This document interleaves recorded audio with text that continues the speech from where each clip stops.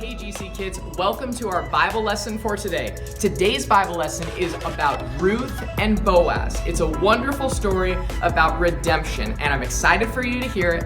It is found in the book of Ruth in the Old Testament. Let's check it out. Naomi lived in Bethlehem in Judah with her husband and their 2 sons.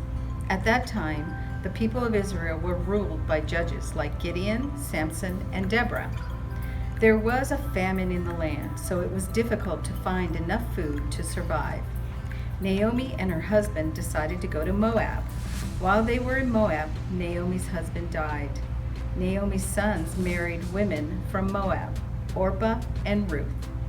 They lived in Moab for 10 years, and then Naomi's sons died. Naomi, Orpah, and Ruth were all alone. It can't be true. I can't go on. Oh, everything we have is gone. Naomi wept. Poor Ruthie cried. Naomi's precious sons had died.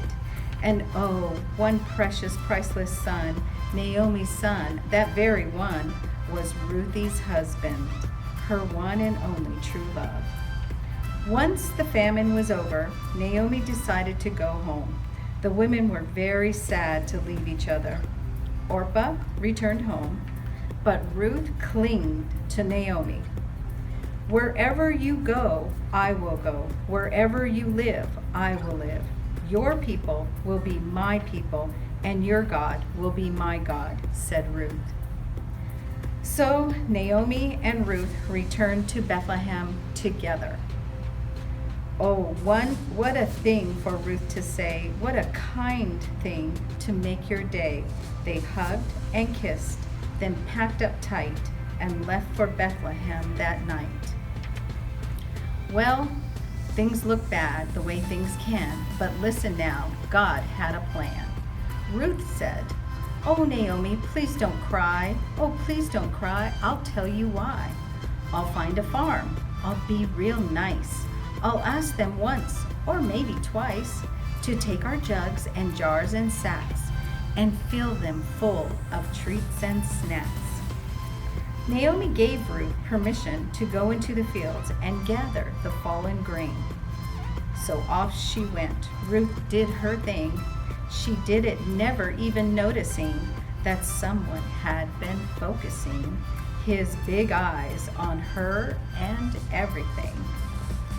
Ruth happened to go to the field of Boaz, a good man from the family of Naomi's late husband. Boaz saw Ruth in the fields. "Who is this girl out in my field, and what's she doing?" Boaz shouted.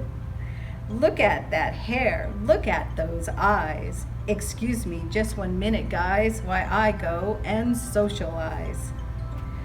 Boaz had heard how Ruth was to Naomi, so Boaz told Ruth to stay in his field where she would be safe. Boaz made sure Ruth had enough food. Ruth gathered plenty of grain in the field. She returned to Naomi and told her about Boaz. "Boaz is one of our family redeemers," Naomi replied. A family redeemer was someone who could help his close relatives if they were in trouble. Naomi knew Boaz would take care of Ruth, so she encouraged Ruth to stay in his fields.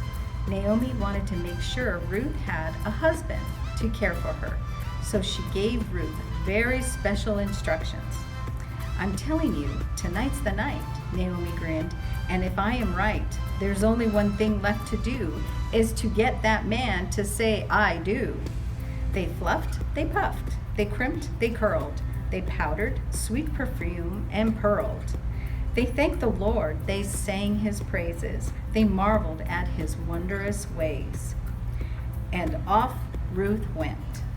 She had put on her best clothes and laid down right next to Boaz. In this way, Ruth showed Boaz that she hoped that he would marry her. Boaz was surprised to find Ruth sitting next to him. "You are a family redeemer," Ruth said. Boaz promised to redeem Ruth, which meant he would buy back the land that Naomi sold after her husband died, and he would marry Ruth. He gave Ruth grain and sent her home. Boaz bought back the land that had belonged to Naomi's family, and he did marry Ruth. Ruth and Boaz had a son named Obed. Naomi took care of Obed. When Obed grew up, he was the father of Jesse, who was the father of King David.